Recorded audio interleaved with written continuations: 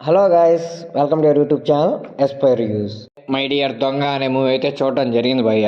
ఈ movie 1 hour 42 minutes run టైంతో ఆహాలో అయితే స్ట్రీమ్ అవుతుంది. ఇంకా ఈ మూవీ చూశాక నా ఒపీనియన్ చెప్పాలంటే ఓకే ఓకే మూవీ భయ్య. అంత మూవీ ఏం కాదు ఇది. కొన్ని సీన్స్ మాత్రం పర్టికులర్గా చాలా బాగుంటాయి. అంటే ఆ సిచ్యువేషన్కి, ఆ బ్యాక్గ్రౌండ్ మ్యూజిక్కి అది బాగుంటుంది అనమాట. ఆ సీను, ఆ వే ఆఫ్ ఎక్స్ప్రెసింగ్ లవ్ అనేది. కానీ నాకు ఎందుకు అది లవ్ ఫ్రెండ్షిప్ అది అర్థం కాదు. అది ఎందుకో డైరెక్టర్ సరిగ్గా చూపలేదు అనిపించింది. కొంచెం క్లమ్జీగా ఉంటుంది భయ్య మూవీ. అంటే కొన్ని కొన్ని హీరోయిన్కి నచ్చినయే మళ్ళీ లాస్ట్లో నచ్చకపోవడం, అలాంటి సీన్స్ పెట్టడం వల్ల కొంచెం క్లమ్జీ అనిపించింది. ఇంకా బ్యాక్గ్రౌండ్ స్కోర్ కూడా అంతేమీ లేదు. ఇంకా హీరోయిన్ కూడా అంతేం బాగోదు భయ్య. ఈ హీరో యాక్టింగ్ వల్ల అంటే చాలా న్యాచురల్గా అనిపించింది నాకైతే అతని యాక్టింగ్. హీరో యాక్టింగ్ మాత్రం చాలా బాగుంది. మిగిలిన వాళ్ళందరూ యాక్టింగ్ అయితే అంతేం అనిపించలేదు. ఇది ఒక క్యారెక్టర్ ఉంటుంది భయ్య. ఆ క్యారెక్టర్ యాక్టింగ్ అయితే నాకు ఓవర్ యాక్టింగ్ అనిపించింది.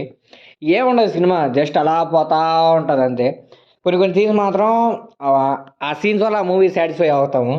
ఆ సీన్స్ కానీ లేకపోతే బొక్కల మూవీ రా బాబు, ఎంతసేపు కూర్చొని చూస్తాను ఆ మూవీ అనిపిస్తుంది.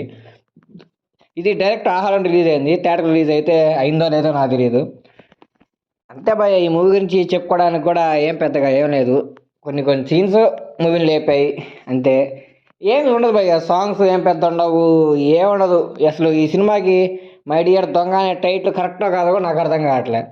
ఆ, అందుకే సరిగ్గా చూపిరు భయ్య ఆ దొంగని చేసేదాన్ని. అసలు అతను దొంగకి ఎందుకు అయ్యాడు, ఏంది ఆ బ్యాక్ స్టోరీ కానీ ఇవన్నీ ఏం చూపిరు. ఏదో దొంగ చేసేసాడు. నెక్స్ట్ ఆ హీరోయిన్ అయితే ఎందుకు తిక్క తిక్కగా ఉంటుంది భయ్య సినిమాలో అంతా. ఆ క్యారెక్టర్ అలా రాసుకున్నారో లేకపోతే తన యాక్టింగ్ వల్ల అలా తెలుస్తుందో తెలియట్లేదు. కానీ ఎందుకంటే చాలా క్లమ్జీ అనిపించింది. చూడలేకపోయాను కొన్ని కొన్ని సీన్స్ అయితే మాత్రం.